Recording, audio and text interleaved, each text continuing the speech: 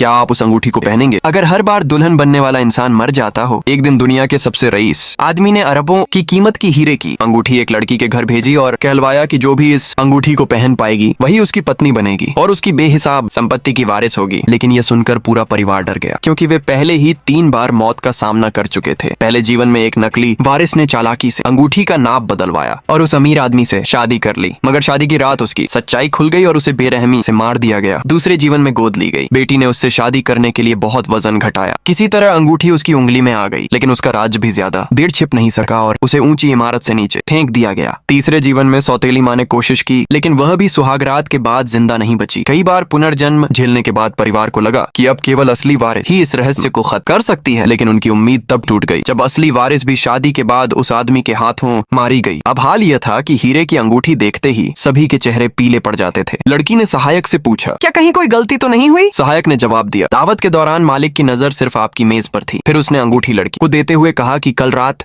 मालिक अपनी दुल्हन लेने आएगा। पूरी रात परिवार सोचता रहा कि आखिर हर बार मौत की वजह क्या बनती है। सच्चाई जानने के लिए उन्होंने भोज की सीसीटीवी रिकॉर्डिंग देखी, लेकिन उसमें भी वही दिखाई दिया। उस आदमी की नजर लगातार उन्हीं लोगों पर थी। सबसे ज्यादा हैरान लड़की थी, क्योंकि उसके पास एक ऐसा राज्य था जो किसी को नहीं पता था। असल में पिछले 6 महीनों से वही उस अमीर आदमी की गुप्त प्रेमिका थी। अगले दिन वह उससे मिलने गई और पूछा, क्या तुम मुझसे शादी करने वाले हो?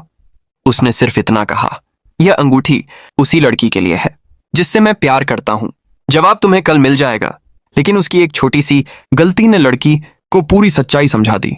घर लौटते ही उसने ऐलान कर दिया कि कल शादी वहीं करेगी।